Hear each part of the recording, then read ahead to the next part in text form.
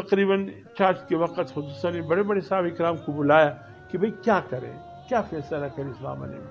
سب تھے، حضرت علی بھی رضی اللہ عنہ، حضرت صدیق اکبر، عثمان غنی، سب موجود تھے. حضرت علی رضی اللہ تعالیٰ نے صرف یہ جملہ کہا، یا رسول اللہ آپ پریشان کیوں ہوتے ہیں؟ آپ کے لیے بیویوں کی کمی تو نہیں ہے، آپ کیوں پریشان ہوتے ہیں؟ حضرت عمر فاروق رضی اللہ تعالیٰ نے یہ جملہ سنتے ہیں تڑپتے کھڑے ہو جاتے ہیں، بس یا رسول اللہ آخری فیصلہ کر رہے ہیں. ہاں عمر آخری فیصلہ کر رہے ہیں. بس یا رسول اللہ یہ آخری بات ہوگی. ہاہ عمر آخری بات ہوگی. کہا اس کے بعد ہم سب اٹھ جائیں گے، بات ختم ہو جائے گی. ہاں عمر بات ختم ہو جائے گی.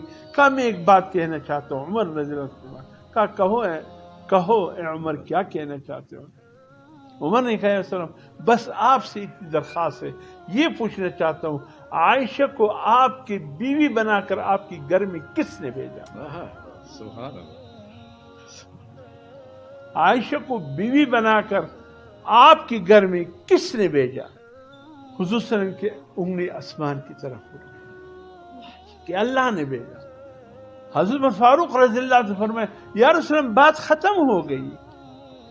جب اما عائشہ کو آپ کی بیوی بنا کر آپ کے گھر میں اللہ نے بھیجا تو آپ کے گھر سے نکالنے کے اختیار بھی اللہ کے پاس.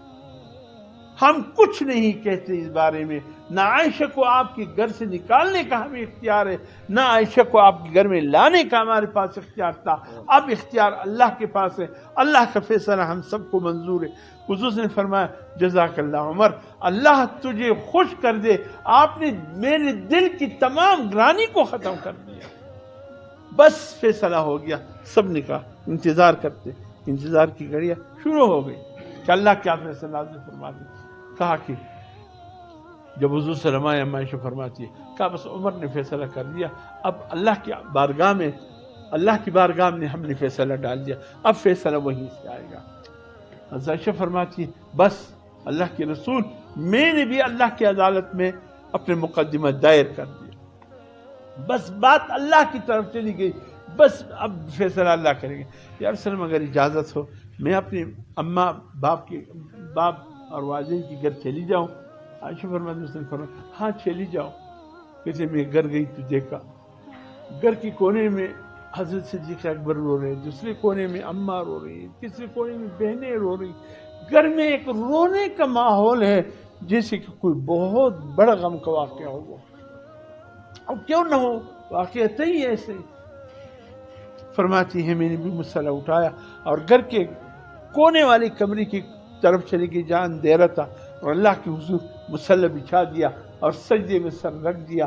بس میں نے کہا یا اللہ اب تیری بارگاہ میں میرا فیصلہ ہے، میرا فیصلہ ہے اللہ تو نے کرنا ہے. بس بات ختم ہو گئی. یا اللہ جب حضرت یوسف علیہ السلام پہ الزام لگا، ایک فیصلہ گود میں دودھ پینے والے بچے نے فیصلہ کیا. جب حضرت موسیٰ علیہ السلام پہ الزام لگا تو ماں کی گود میں دودھ پیتے بچے نے فیصلہ کر دیا. اور اے اللہ جب حضرت موسیٰ علیہ السلام پہ حضرت عیسیٰ علیہ السلام پہ الزام لگا، قوم کے پاس آئے، قوم نے کہا یا اخت ہارون ما کان ابوک امرأ سوء وما کانت امک بغیہ.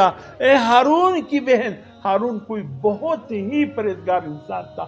لوگ اماں عائشہ کی پرہیزگاری کو ہارون کے ساتھ تجویز دیا کرتے تھے کہ یہ تو ہارون کی بہن ہو گئی، یا یہ وہ ہارون ہی موسیٰ علیہ السلام کی بھائی، یہ اور بزرگ تھے بنی اسرائیل میں، اس کے ساتھ پرہیزگاری میں حضرت بی بی مریم کو لوگ تشبیہ دیا کرتے تھے. اے ہارون کی بہن، یا اخت ہارون، اے ہارون کی بہن، ما کان ابوک امرأ سوء، تیرا باپ بد کردار تو نہیں تھا. تیرا والد حضرت عمران کتنا نیک اور پاکیزہ شخص تھا جس کے نام پہ سورہ آل عمران تھی. تیرا والد عمران کتنا پاکیزہ شخص تھا. ما کان ابوک امرئ سوء، تیرا باپ بد کردار نہیں تھا. وما کانت امک بغیہ، تیری ماں بھی کوئی ایسی ویسی عورت تو نہیں تھی. تو حضرت بی بی مریم نے ان کی طرف دیکھ کر کہا فاشارت الیہ، چونکہ میرا روزہ ہے، روزے دار کو اس وقت بولنے کی بھی اجازت نہیں. کہا جو